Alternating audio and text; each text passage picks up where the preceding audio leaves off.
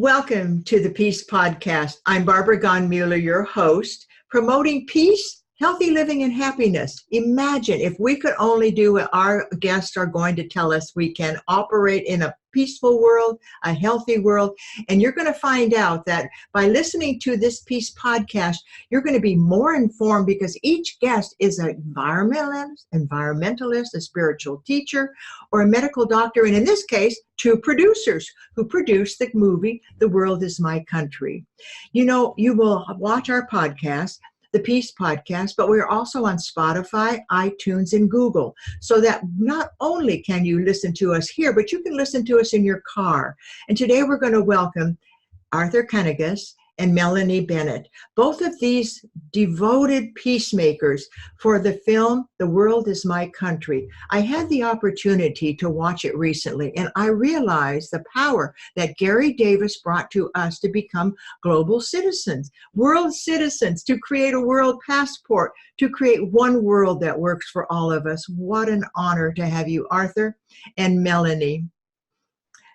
Now. Yes, we're so happy to be here, Barbara, and we just love you because, you know, you are the climax of our film. At the very end, you have Garry Davis right there in your home, and you talk about how he was the inspiration for the leaders who started the European Union, where they brought down all the borders in Europe, and people said it was impossible. They had had centuries of wars, and after they had the European Union, as you said, what happened, Barbara, after that? Well, once we had the European Union, we became a unified world practically, because then we had the United Nations and we've had so many things. Arthur, tell me why Garry Davis had this vision. What created the vision that he had to create a one world or the global citizenship? Well, Garry was a song and dance man on Broadway. He only wanted to make people laugh, but boom, World War II came along and he's in a bomber plane. And he's bombing the city of Brandenburg, and his own brother is killed, and his heart is broken. My God, why am I killing other people because they're on the wrong side of some invisible line? And he gets back from the war, and his friends are doing idle chatter, and then he watches footage of the Hiroshima footage, and he says, my God, humanity's in trouble. What have I been called in the reserves? What have I been called to bomb Moscow? The end of the world. So he says, I've got to do something. But what can I do? I'm just an actor. So he goes to Paris, where the UN had its early meeting in 1948, and in this grand act of political theater, he leaps up, interrupts the whole session. The nations you represent divide us, and they lead us to the brink of total war. What we need is one government for one world. And if you won't do it, step aside, and a People's World Assembly will arise from our ranks to do it. Well, this riveted war-weary Europe, and 20,000 people rallied with him at the Velodrome. All the top French intellectuals, Camus, Albert Schweitzer, well, and Albert Einstein, and all these people.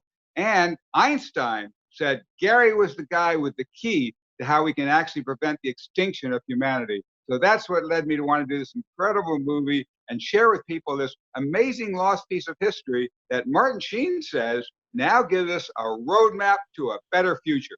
Melanie, did he leave anything out? We're going to introduce Melanie Bennett. She's the co-producer of this movie, and the vision that you had for this movie, is it coming true? Is it happening, Melanie? Yes, in my opinion, yes. What I see out there are a lot of people having this idea we need to resolve these big global issues like climate change and of course, war, because we have things that we need to work together. We all have to pull together around the world to solve these issues that are... Talk a little bit about his passport. What did he say? What was his dream for the passport? Well, basically the passport, before we didn't have passports, and then we had passports, and passports are basically, they can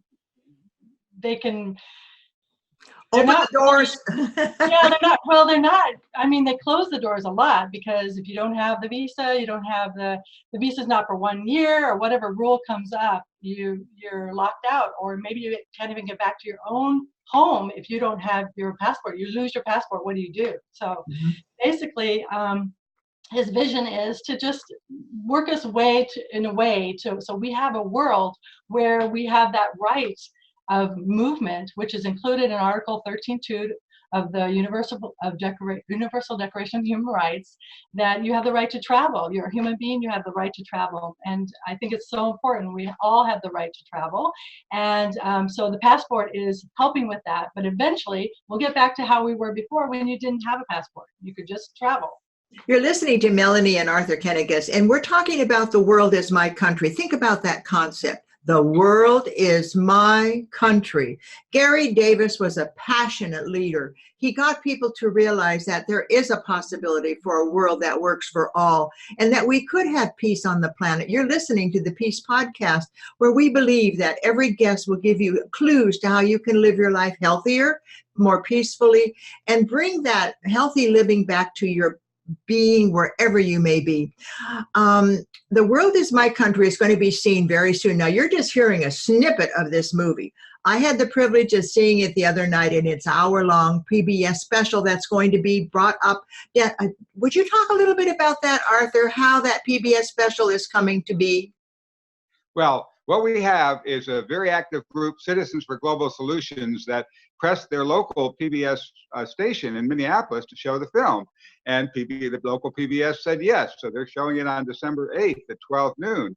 Well, this is a model because with some funding, we could actually get this on PBS stations all over the country, and with people in their local area asking their local stations to put it on and working with us on that.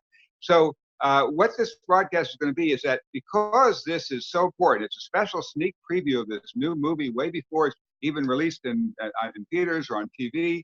What's going to happen is at 12 o'clock on Sunday, you can come right to this. You can go right to our website, theworldismycountry.com, and you can click on the top for the live Zoom, and you get the sign in. You get into the Zoom. You get the email back with the Zoom link, and then you can actually watch. We'll do this at starting say around 11:30, 11:45. You can join us at 12 o'clock sharp. The movie starts, and you'll be able to watch it right there on Zoom. And then we have a live Q&A, so you'll be right on. You'll be able to ask questions of me and Melanie and other key guests that are there, and you'll be a part of this historic moment of the very first sneak preview on public television.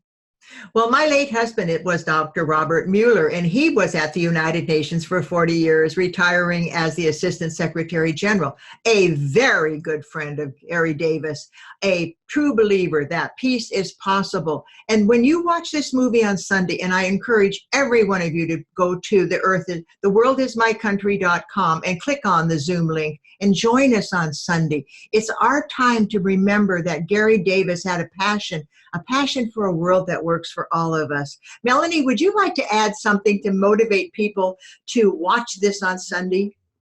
Well, I'd just like to say a lot of folks who watch it find the movie very inspiring. It can be a mind-blowing, eye-opening experience for some people because this is something new. And this will help, I think, more people be more creative so we can have more solutions to the situations I spoke about earlier. Arthur, would you like to add to that?